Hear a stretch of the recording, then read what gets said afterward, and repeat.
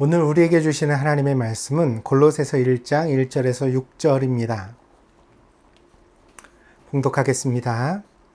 하나님의 뜻으로 말미암아 그리스도 예수의 사도된 바울과 형제 디모데는 골로새에 있는 성도들 곧 그리스도 안에서 신실한 형제들에게 편지하노니 우리 아버지 하나님으로부터 은혜와 평강이 너희에게 있을지어다. 우리가 너희를 위하여 기도할 때마다 하나님 곧 우리 주 예수 그리스도의 아버지께 감사하노라. 이는 그리스도 예수 안에 너희의 믿음과 모든 성도에 대한 사랑을 들었음이요 너희를 위하여 하늘에 쌓아둔 소망으로 말미암음이니 곧 너희가 전에 복음 진리의 말씀을 들은 것이라. 이 복음이 이미 너희에게 이름해 너희가 듣고 참으로 하나님의 은혜를 깨달은 날부터 너희 중에서와 같이 또한 온 천하에서도 열매를 맺어 자라는도다. 아멘. 우리는 바이러스라는 존재에 대하여 요즘처럼 실감한 적이 거의 없습니다. 세균과 바이러스의 차이를 여러분은 아십니까? 이 지구상의 생물은 모두 5가지의 분류를 따른다고 합니다. 그래서 5개라고 이제 이야기를 하는데요. 우리가 잘 아는 동물, 식물이라는 분류가 있고요. 이외에도 원핵생물, 그리고 원생생물, 그리고 균계로 나눈다고 합니다. 여기서 이름에 착오가 없으시기를 바랍니다. 균계 그러니까 세균은 균계에 들어가겠구나 이렇게 생각할 수 있는데요. 그게 아니라 이 균계는 버섯과 곰팡이처럼 광합성을 하지 않는 식물계를 뜻합니다. 그렇다면 세균은 어디에 들어갈까요? 세균은 바로 원핵생물에 들어갑니다. 가장 간단한 생물의 구조이면서 자립과 번식을 스스로 할 수 있는 그런 기초적인 그런 생물의 종류입니다. 그렇다면 바이러스는 이 5개의 5개 중에서 어디에 속해 있을까요? 이 바이러스는 이 5개에 들어가지 않습니다. 왜냐하면 완전한 생물이 아니라고 보기 때문입니다. 바이러스는 혼자만 존재할 수 없고 또한 혼자서는 번식을 할 수도 없습니다. 그러니까 철저하게 기생하는 구조를 가지고서 다른 세포를 감염시켜서 다른 세포를 통하여 또 번식하고 또 존재하는 그런 존재입니다. 때문에 매우 단순한 구조이고 이 바이러스는 크기도 매우 작습니다. 보통 세균이 바이러스에 비하여 50배에서 100배 정도 크기가 크다고 합니다. 아무래도 세균은 모든 생물로서의 조건을 몸 안에 다 갖추고 있기 때문입니다. 그러나 바이러스는 그렇지 못한 아주 단순한 구조를 가지고 있다는 거죠. 바이러스는 지구상에서 가장 단순하고 작은 생명체입니다. 그런데 이 보잘것없는 정말 작은 존재를 통하여서 전 세계적으로 감염이 일어나고 이미 100만 명이 넘는 사람들이 사망했다는 사실은, 그리고 지금도 아직 이 문제가 해결되지 못했지요. 그래서 여전히 사람들에게 공포의 대상이 되고 있습니다. 그래서 이런 현실을 보면 참 사람도 이 세상 앞에서 겸손해야 된다는 사실을 다시 한번 마음에 명심하게 됩니다. 인간이 지구를 지배한다고 말합니다. 맞는 말입니다. 인간처럼 가장 깊은 바다에 들어갔던 존재도, 또 가장 높은 하늘을 나는 존재도 없고요. 또 가장 깊은 땅속을 파헤쳐서 원하는 것을 얻는 그런 존재도 없습니다. 모든 생물들은 그 생존이 가능한 기후 조건을 가지고 있거든요. 그래서 열대에 사는 생물은 그 온대 지역이나 혹은 더 추운 그런 지역에서는 살지 못하지 않습니까? 그래서 각각 그 자기에게 맞는 기후 지역을 가지고 있죠. 동물도 식물도 거의 마찬가지입니다. 근데 이제 사람만 어때요? 북극에도 살고 남극에도 살고 사하라 사막에도 살고 또 아마존 밀림에서도 살아가지 않습니까? 그런 점에서 지구의 정복자가 인간이라는 것은 이견이 있을 수 없습니다. 그러나 인간이 아무리 지구의 정복자라 할지라도 지구의 창조주도 아니고 또 지구를 완전히 주도하는 주권자도 아닙니다. 우리는 아직도 이 지구에 대하여 모르는 것이 너무 많고 우리가 정복한 땅만큼 우리가 정복하지 못한 미지의 세계를 많이 우리 앞에 두고 있습니다. 지구 밖은 우리 지구와 비교할 수도 없는 넓은 세상이지요. 또한 바다의 가장 깊은 곳은 아직도 인간이 그 어떤 기구를 타고서도 내려가 보지 못했습니다. 그래서 지구에 가장 깊은 바다가 있다는 것을 알지만 거기까지 아직 우리는 들어가 보지 못했습니다. 심지어 이 작은 생명체 바이러스조차 인간의 마음대로 되지 않는 것을 오늘 이 시간에 우리가 체험하고 있습니다. 코로나19의 팬데믹 현상이 이 시점에서 발발하여 우리에게 말하는 바가 무엇일까? 이 점을 오랫동안 생각해 왔습니다. 우리가 만나는 나쁜 일에도 의미는 있지 않습니까? 전능하신 하나님께서 허락하지 않으신 일이라면 우리에게 절대로 생기지 않았을 터인데, 만약 하나님이 이 일을 우리에게 허락하셨다면 이 일을 통하여 우리가 되새겨야 할 무언가 메시지가 있지 않을까? 더구나 이 일이 가벼운 일이 아니죠. 100만 명이나 넘는 사람들이 이 코로나 바이러스로 인하여 희생당했습니다.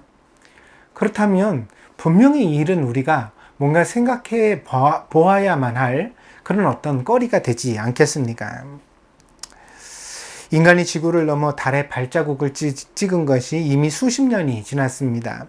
1969년 7월 20일 날 닐 암스트롱이 아폴로 11호를 타고 달에 첫 발자국을 찍었다고 합니다. 그러니까 벌써 50년이 넘게 시간이 지난 거죠. 그리고 이제 감히 화성에도 인류가 가려고 하고 있습니다.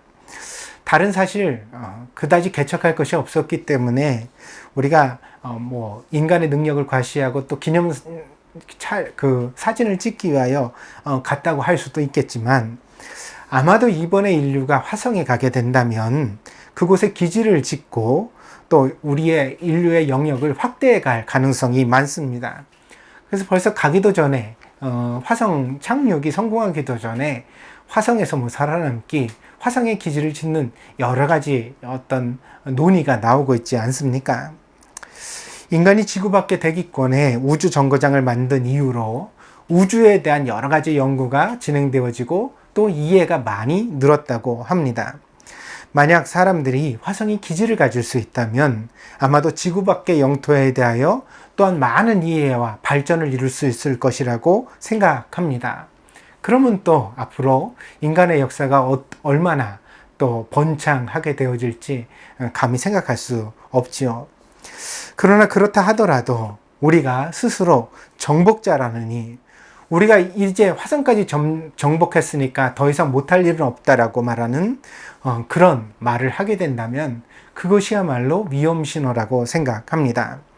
왜냐하면 인간의 역사 속에서 그 교만이야말로 인간을 무너뜨리고 또 위험에 처하게 만든 그런 가장 강력한 요인이 되어왔기 때문입니다. 창세기 11장 3절 4절에는 이런 말씀이 기록되어져 있습니다. 서로 말하되 자 벽돌을 만들어 견고히 굽자 하고, 이에 벽돌로 돌을 대신하며 역청으로 진흙을 대신하고, 또 말하되 자 성읍과 탑을 건설하여 그 탑 꼭대기를 하늘에 닿게 하여 우리 이름을 내고 온 지면에 흩어짐을 면하자 하였더니, 여호와께서 사람들이 건설하는 그 성읍과 탑을 보려고 내려오셨더라. 바벨탑에 대한 이야기입니다.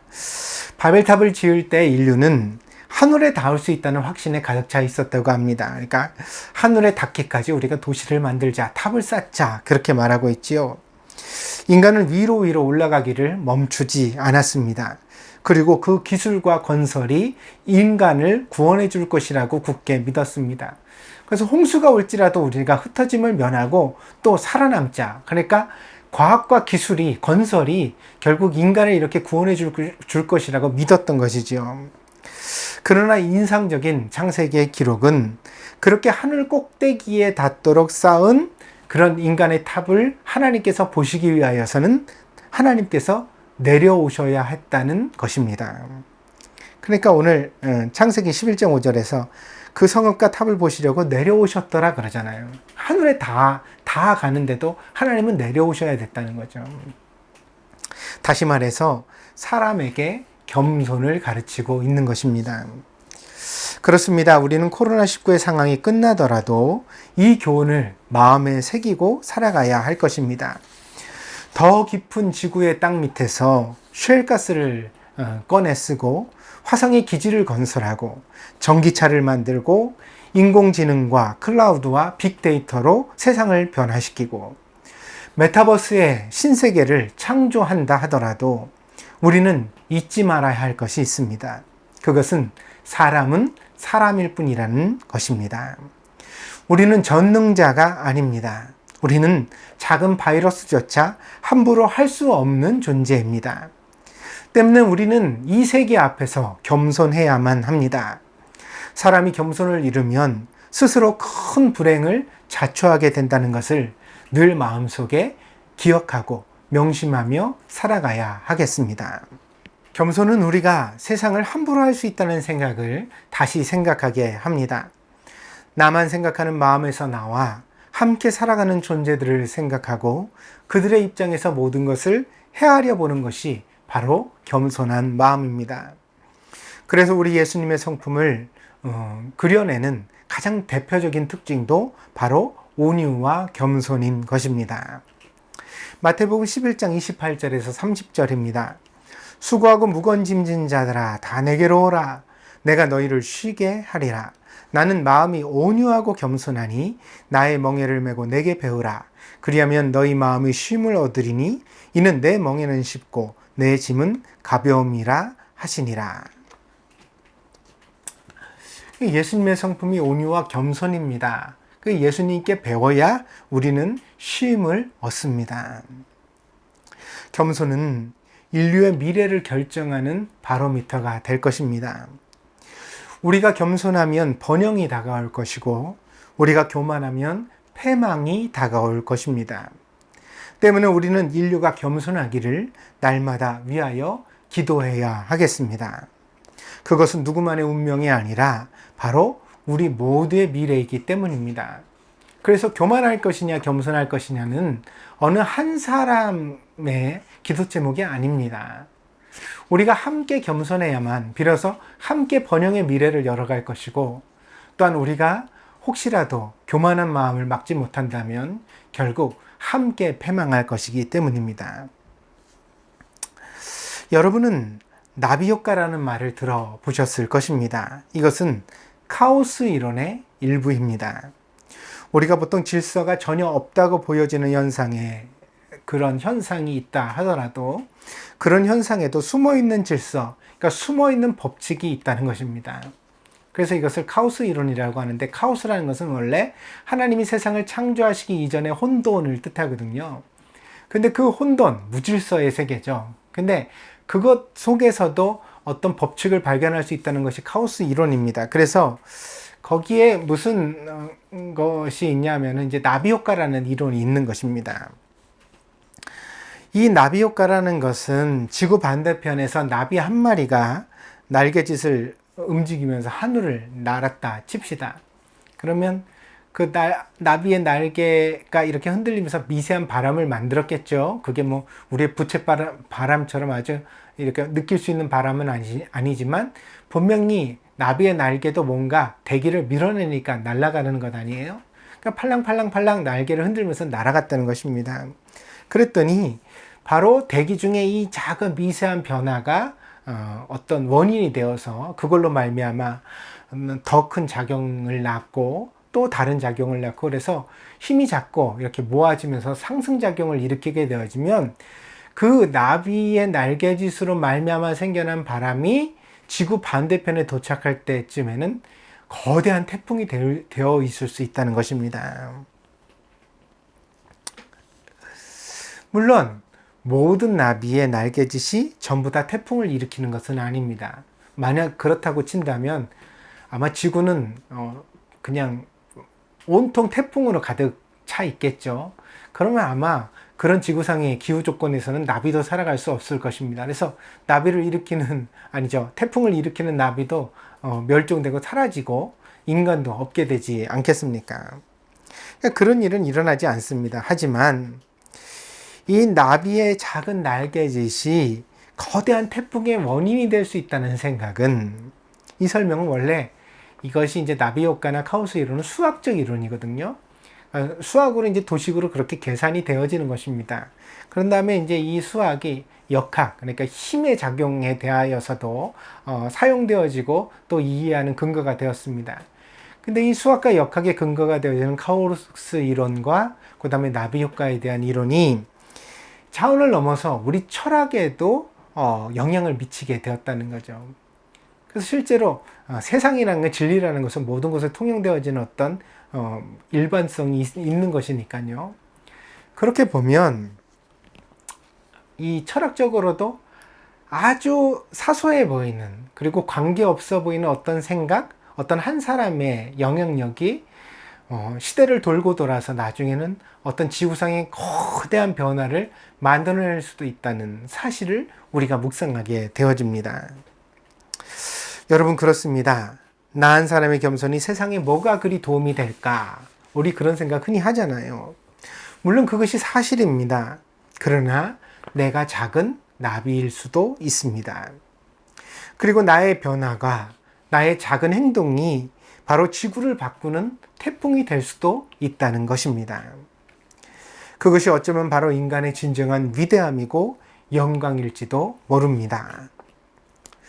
우리는 세상을 움직이고 바꾼 사람들을 영웅이라고 기억합니다. 그러나 영웅은 혼자 만들어지는 존재가 아닙니다. 영웅의 주변에는 수많은 나비들이 있습니다.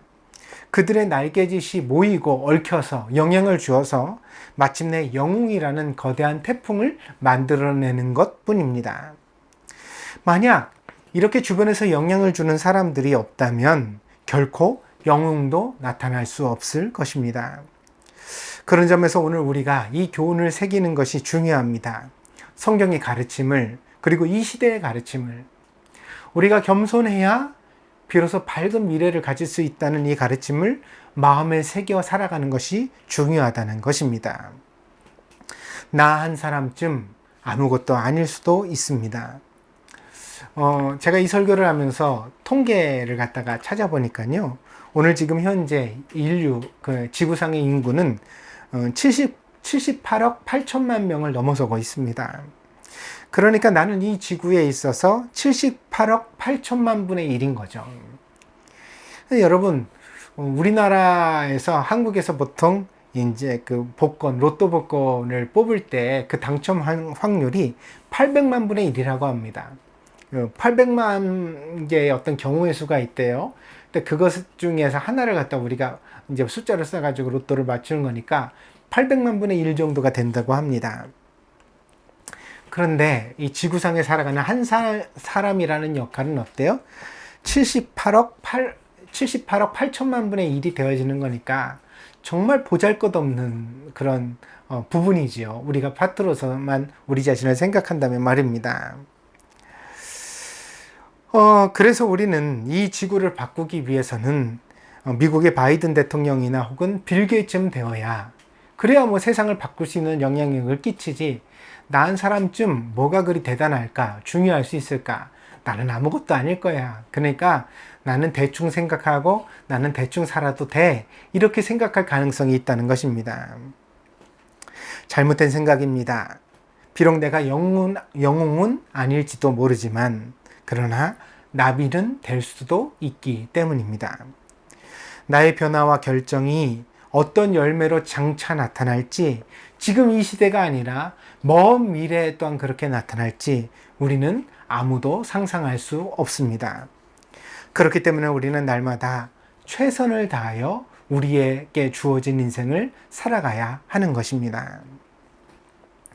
골로새 교회는 바울이 개척한 교회가 아니었습니다. 빌레몬이라는 지역에 유지가 있었는데 이 빌레몬이 자기 집을 오픈하여 교회를 세운 것입니다. 빌레몬은 고린도를 방문했다가 그곳에서 두란노선에 가서 사도 바울의 설교를 듣게 된 것 같습니다. 그래서 거기서 복음을 듣고 믿게 되어서 이후로 자기 집에 돌아와 바로 그곳에서 교회를 개척하게 되는데, 이때 빌레몬이 에바브라라고도 하고 에바브라디도라고도 하는데 같은 인물입니다. 이 사람과 함께 협력하여 교회를 개척한 것으로 보고 있습니다. 놀라운 사실은 이렇게 개척된 골로새 교회가 모범적인 교회로 아름답게 자라갔다는 것입니다. 바울은 오늘 우리가 읽은 본문에서 이 점을 먼저 칭찬하고 있습니다. 이들은 복음을 들었고 은혜를 받았으며 그 은혜를 깨달은 이후에 또한 열매를 맺는 교회로 아름답게 성장해 갔습니다. 오늘 본문 6절입니다. 이 복음이 이미 너희에게 이름에 너희가 듣고 참으로 하나님의 은혜를 깨달은 날부터 너희 중에서와 같이 또한 온 천하에서도 열매를 맺어 자라는도다. 그러니까는 복음이 전해지는 곳마다 온 천하에 이런 일이 있다라고 상기하면서도 사도 바울이 골로새 교회를 칭찬하는 것은 복음을 들은 이후에 은혜를 깨달았고 그리고 또한 열매를 맺어 자라가고 있다는 것입니다. 사도 바울은 골로새 교회 사람들이 잘하고 있다는 것을 확증하기 위하여 이 서신서를 썼던 것입니다. 그러나 골로새 교회에도 문제는 있었습니다. 우리가 골로새서를 잘 살펴보면 세 가지 문제점이 있었다는 사실을 확인하게 되어집니다. 첫째로 철학과 헛된 속임수입니다. 골로새서 2장 8절입니다. 누가 철학과 헛된 속임수로 너희를 사로잡을까 주의하라. 이것은 사람의 전통과 세상의 초등학문을 따름이요 그리스도를 따름이 아니니라. 당시 초대교회에는 영지주의라는 이단이 있었습니다. 유대교와 헬라 철학에 영향을 받았던 이 이단은 모든 육신은 악한 것이라고 보았습니다. 그래서 예수님의 성육신도 부정했습니다. 그러면서 지식이야말로 그들을 구원해 줄 방편이라고 가르쳤습니다. 매우 현학적인 이 가르침은 당시 교회에서 큰 유혹이 되었습니다. 지적인 사람들이 이런 사상에 많이 넘어갔다고 합니다. 그러다 보니까 이런 사람들은 이렇게 잘못된 이단의 가르침에 빠졌던 사람들은 여전히 철학의 영향력 가운데 있고 그런 가르침을 중요하게 여기다 보니까 신앙이 변질되고 말았습니다. 두 번째로 골로새 교회에는 천사 숭배의 문제가 있었습니다. 골로새서 2장 18절에서 19절입니다. 아무도 꾸며낸 겸손과 천사 숭배를 이유로 너희를 정죄하지 못하게 하라. 그가 그 본 것에 의지하여 그 육신의 생각을 따라 헛되이 과장하고 머리를 붙들지 아니하는지라. 온몸이 머리로 말미암아 마디와 힘줄로 공급함을 받고 연합하여 하나님이 자라게 하심으로 자라느니라. 여기서 머리는 그리스도를 뜻합니다. 근데 이제 이 그리스도의 어떤 그 통제를 받지 않는, 그리스도를 따르지 않는 어떤 잘못된 신앙의 양태가 나타났다는 거죠. 그것이 이제 천사 숭배인데, 이 천사 숭배를 뭐라고 이제 18절에서 말하냐면 그 본 것에 의지하여, 그러니까 뭐를 봤다는 겁니다. 환상이든지 어떤 신비한 책임이든지 이제 이 성도들이 어떤 것을 보고 나서 천사 숭배에 빠지고 말았다는 것입니다. 천사 숭배는 당시의 교회의 큰 문제였습니다. 당시의 교회의 천사가 전혀 나타나지 않았는데 거짓말을 했다는 뜻이 아닙니다. 바울이 말하는 바는 천사가 나타난다 하더라도 그것은 부수적인 것이지 본질적인 것이 아니라는 것입니다. 다시 말해서 교회의 머리가 되시는 예수님께 집중해야지 천사가 마치 주인공인 것처럼, 요즘 우리가 크리스마스 때 예수님의 탄신일로 크리스마스라고, 크리스가 크리스토라는 뜻이고 마스가 메스, 예배라는 뜻이, 미사라는 뜻이거든요. 그러니까 크리스마스라는 것은 결국 예수님께 예배하는 날이라는 이름의 뜻이에요. 그런데 오늘날 어떻습니까?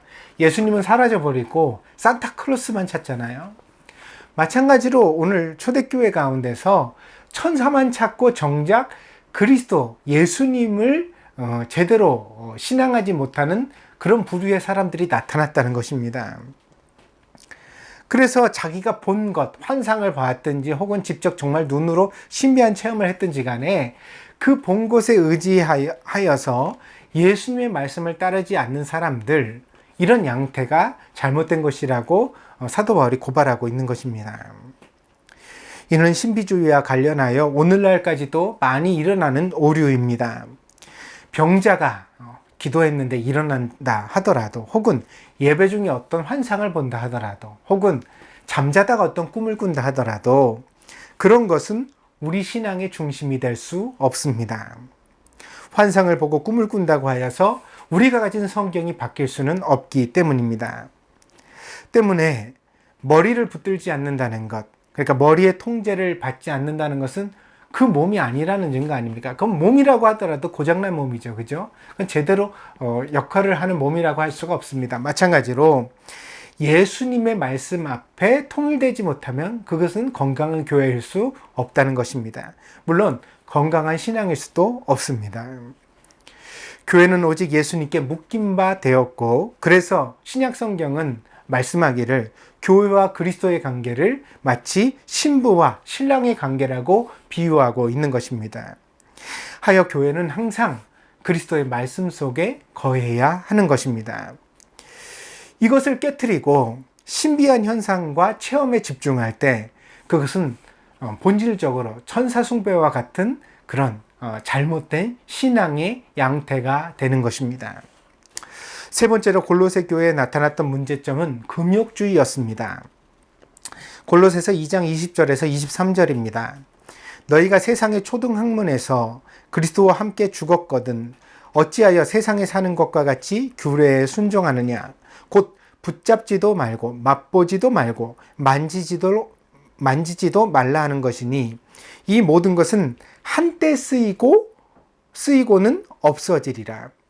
사람의 명령과 가르침을 따르느냐? 이런 것들은 자의적 숭배와 겸손과 몸을 괴롭게 하는 데는 지혜 있는 모양이나 오직 육체 따르는 것을 금하는 데는 조금도 유익이 없느니라 그랬습니다. 유대교는 구약이라는 엄청난 유익을 교회에 주었습니다. 그래서 유대교가 있지 않다면 교회는 구약 성경을 가질 수가 없게 되었겠지요. 그래서 유대교를 통하여 교회는 구약이라는 큰 유산을 물려받을 수 있었습니다. 그러나 유대교가 가진 굳어진 생각과 지나친 열정은 또한 교회를 해롭게 하는 도구가 되었습니다. 특별히 율법주의는 계속해서 교회의 올무가 되어 왔습니다. 율법주의는 인간의 타락한 본성을 규제로 다스릴 수 있다는 생각입니다. 그래서 오늘 본문에 금욕주의라고 말하는 육체를 괴롭게 하는 것이라고 말하는 것이 바로 이 율법주의에서 나온 어떤 한 부류입니다. 이를테면 살인범을 공개 처형하면 사람들이 두려움을 가지게 되어서 더 이상 살인을 저지르지 않게 될 것이라는 그런 사고방식입니다. 근대 사법체계가 확인한 사실은 이런 방법이 전혀 효과적이지 않다는 것입니다. 다시 말해서 흉악범을 아무리 많이 찾아내서 가장 극악하게 처벌을 한다 하더라도 흉악범은 다시 생깁니다. 여러분 생각해 보세요. 우리 집에서 흔히 문제가 되는 것이 곰팡이가 있잖아요. 근데 곰팡이를 갖다가 아주 독한 약을 사다가 빡빡 닦아서 완전히 없애버려서 전멸시킨다고 칩시다.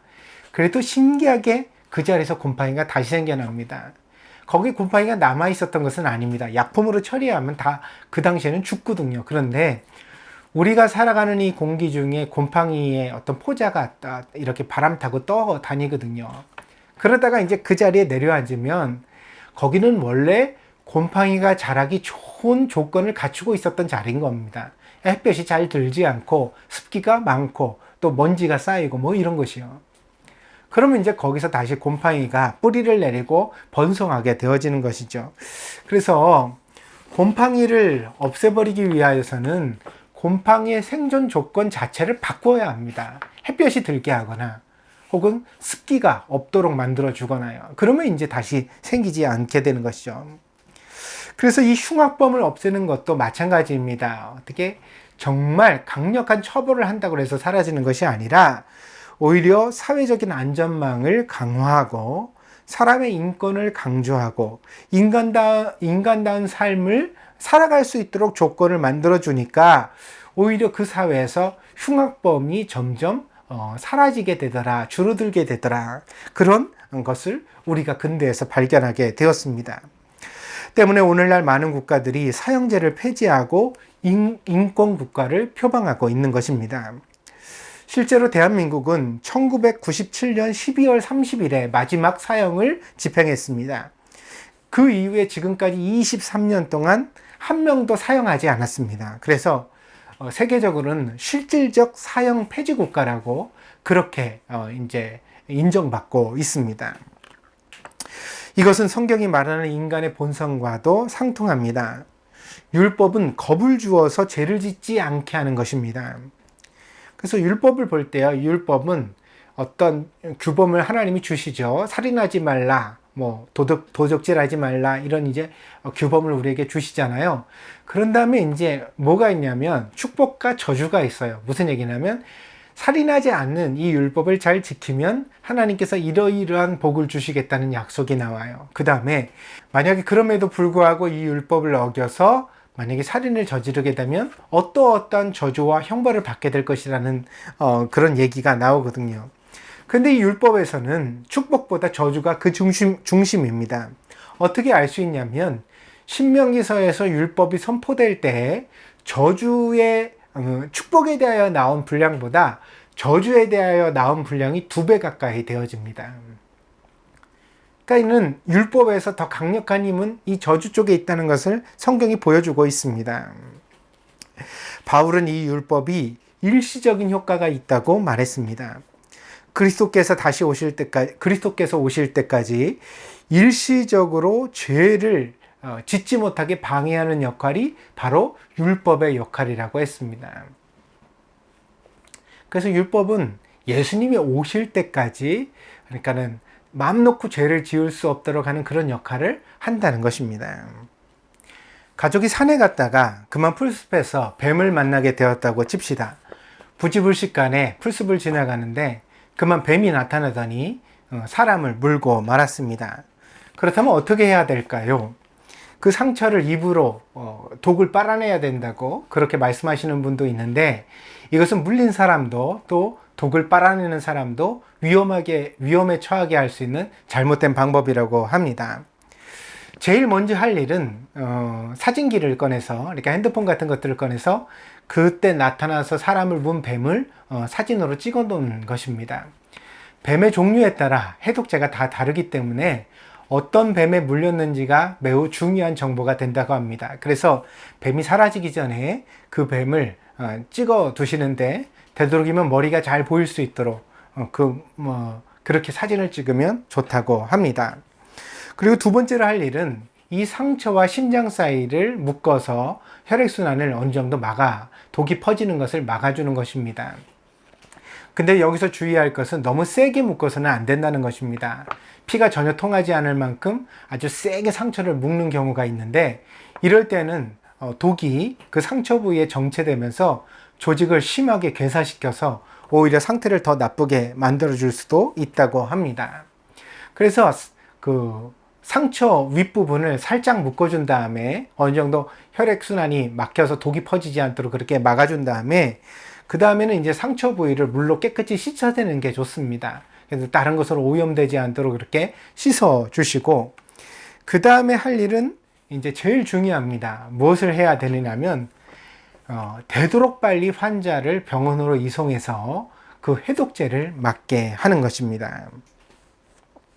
만약 어떤 사람이 뱀에게 손가락을 물렸는데 손목을 세게 묶어주고 그리고 나서는 병원으로 데려가지 않고 그 손을 방치하게 되어지면 묶어준 그 손목 아래 부분은 전부 다 독이 퍼져가지고는 그만 아주 잘못되게 됩니다. 그래서 손을 이룰 수도 있게 되어집니다. 그러니까 이런 처방들은 전부 다 일시적이라는 거죠. 그러니까 독이 더 이상 퍼지지 않도록 해주는 그런 일시적인 응급처치라는 것입니다.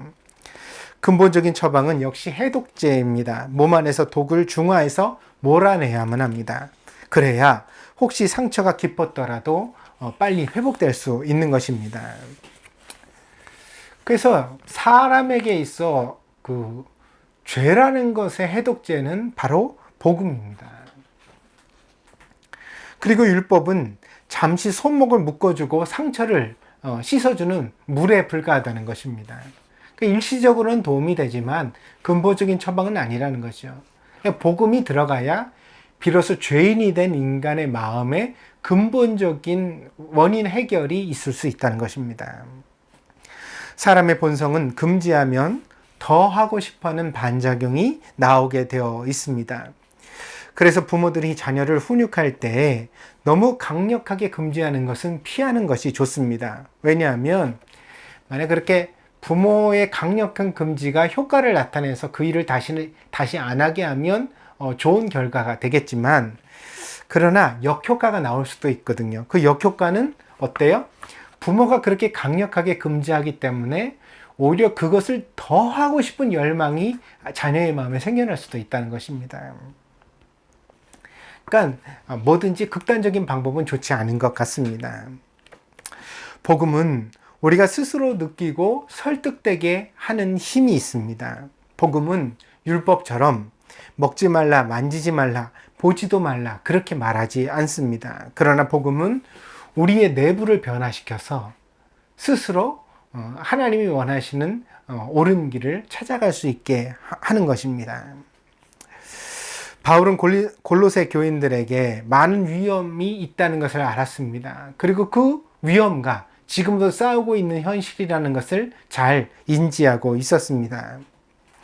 그들의 신앙은 여전히 미숙했고, 그래서 바울은 여전히 그들에게 하나님의 말씀을 증거해야 할 필요를 마음속에 느끼고 있었습니다. 그러나 그럼에도 불구하고 바울은 이 골로새 교회를 향하여 전혀 부정적인 전망을 가지지는 않았습니다.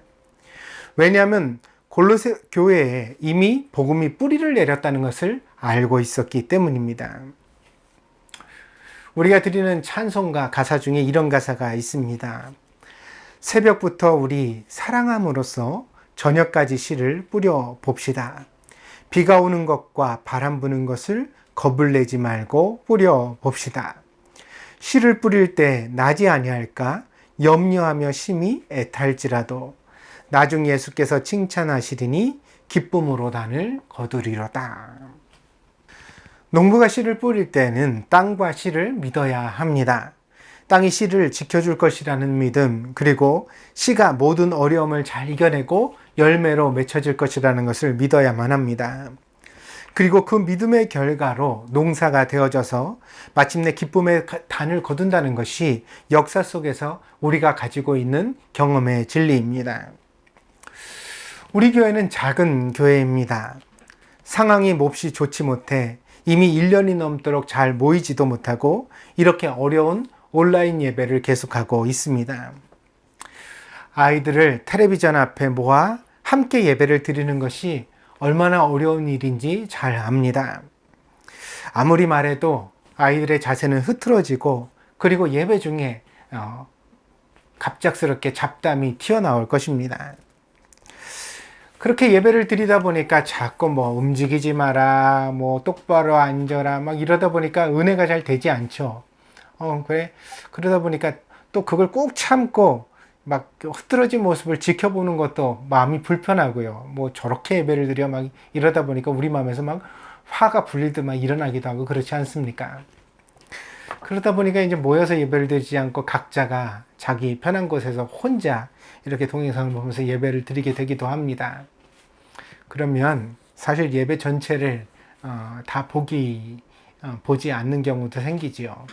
설교만 쏙 빼가지고, 사실 그러라고 설교만 따로 올려드리는 것은 아닌데, 우리 교회 성도들이 아니라 다른 분들도 이제 우리 교회 그 유튜브 채널에 오시기 때문에, 그래서 그분들은 우리 예배의 모든 순서까지 다 보실 필요는 없으니까 설교만 들어보시라고 이렇게 올려드리는 건데, 우리 교회 성도들 중에서 분명히 설교만 싹 골라서 듣는 분들이 있을 겁니다.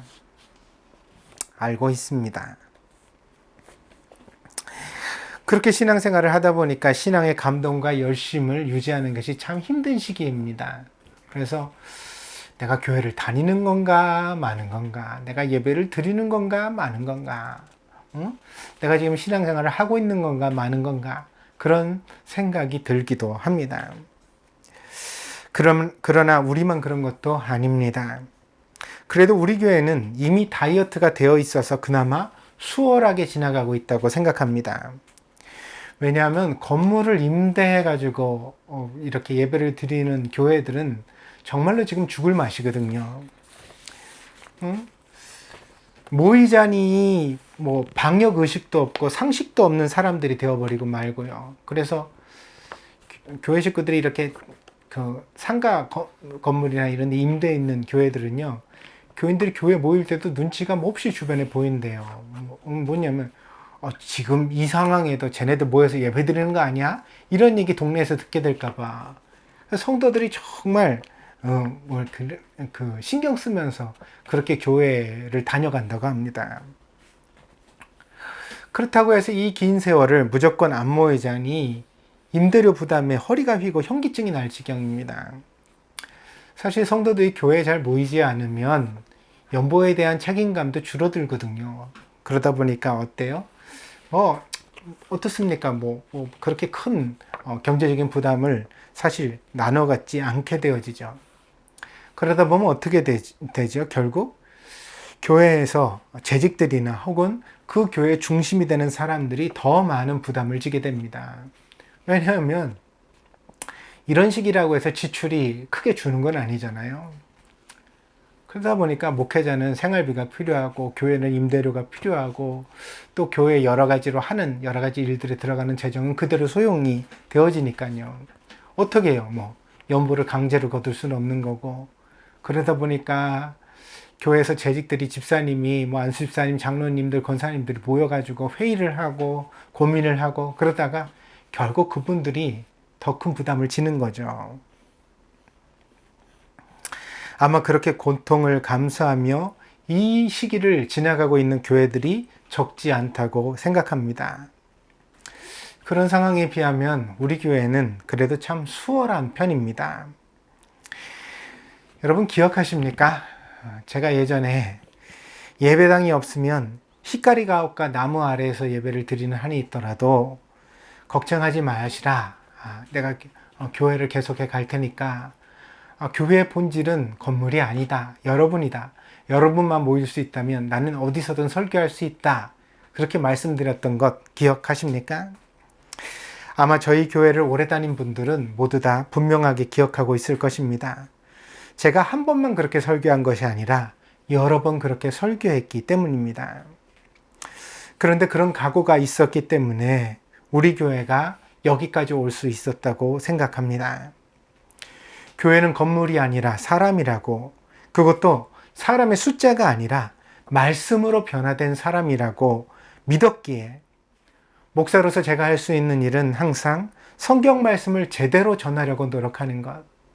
그래서 더 많이 고민하고 더 잘 하나님의 말씀을 전하려고 최선을 다하는 것이 저의 역할이라고 믿어왔기에 그것을 붙잡고 지금 이 자리까지 올 수 있었던 것입니다. 저는 지금도 우리 동경 드림교회 장례를 자신하지 못합니다. 얼마나 더 모이게 될지 혹은 얼마나 더 그 이름을 간직할 수 있을지 솔직히 저는 모르겠습니다. 다만 제가 아는 것은 복음은 결코 그냥 죽지 않는다는 것입니다. 제가 하나님의 말씀을 전했다면, 제가 전한 것이 사람의 말이 아니라 하나님의 말씀이라면, 그래서 그 말씀이 여러분의 마음에 떨어지고 여러분이 그 말씀을 통해 하나님의 은혜를 깨닫게 되었다면, 그러면 그 말씀은 뿌리를 내리고 여러분 마음 가운데서 자라갈 것이라는 사실입니다. 그래서 오늘 골로새 교회에 사도 바울이 편지한 것처럼 언젠가는 그 복음 말씀이 제가 비록 멀리 있다 하더라도 분명히 여러분에게 열매를 맺어갈 것이라고 저는 믿습니다. 그렇다면 여러분이 어느 교회를 다니든 세계 어디를 가든 그것은 중요하지 않습니다. 그러면 여러분은 교회니까요. 그것이 저의 상급입니다. 그것이 저의 목회입니다. 그것만이 저의 소원이고 비전이며 목적입니다. 그래서 제가 하나님의 말씀을 전하고 그 말씀이 여러분에게 은혜로 깨달아지고 그 말씀 안에서 여러분의 신앙이 자라가서 하나님의 열매가 되어지는 것.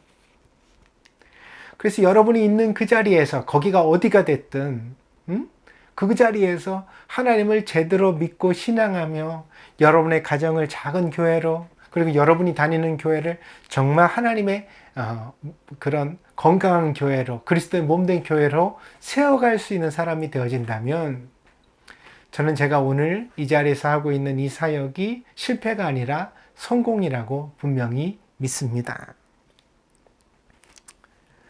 그래서 저는 제가 전하는 복음을, 그리고 여러분의 마음밭을 믿기로 했습니다. 사도 바울의 편지와 같이 여러분이 복음을 듣고 은혜를 깨닫고 열매를 맺어갈 것이라는 사실을 저도 기대하기로 했습니다. 그 열매를 꼭 제가 따지 못해도 좋습니다.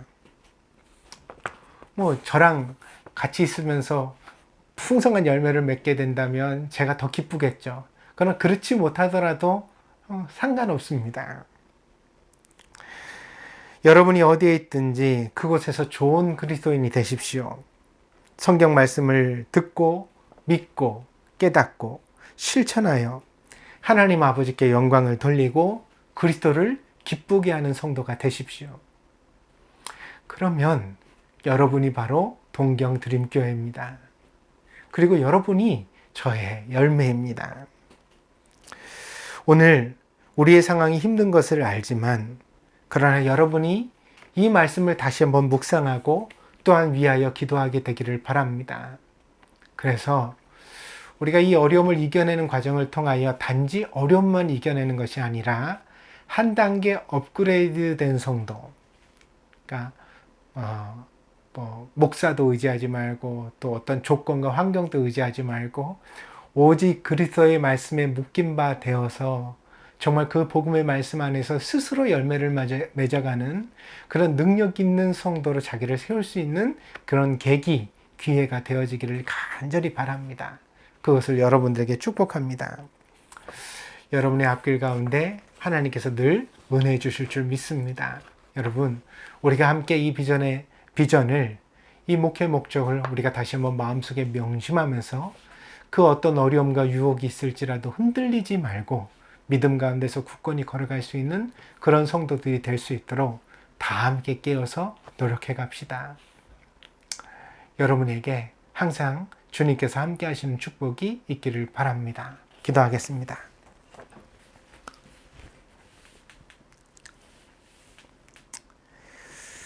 주님, 때로는 저는 믿음이 부족한 목사였습니다.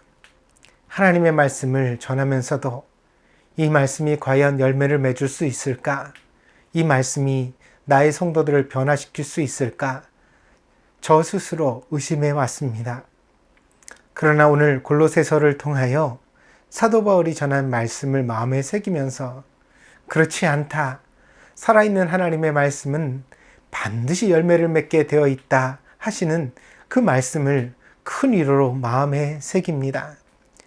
그렇습니다. 비록 작은 교회일지라도 하나님의 진리의 말씀이 성도들에게 증거되었다면 그 말씀은 저들에게 들리고 깨달아지고 은혜를 받게 하고 그리고 마침내 신앙 안에서 성장하게 하는 능력의 말씀이 되어질 것을 믿습니다.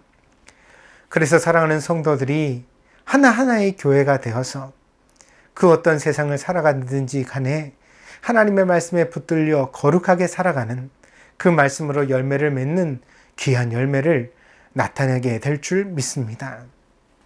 주님, 이것을 우리 함께 믿게 하여 주시옵소서. 이 말씀을 믿을 뿐 아니라 또한 이 소망을 마음에 새겨 우리가 함께 노력하는 교회가 되게 하여 주시옵소서. 하나님께서 저희 모두에게 은혜 주실 줄 믿습니다. 우리 동경드림교회가 꼭 하나님 앞에 이렇게 아름답게 복음으로 쓰여지는 복된 교회가 되게 하여 주시옵소서. 감사를 드리며 모든 말씀 예수님의 이름으로 기도하였습니다. 아멘.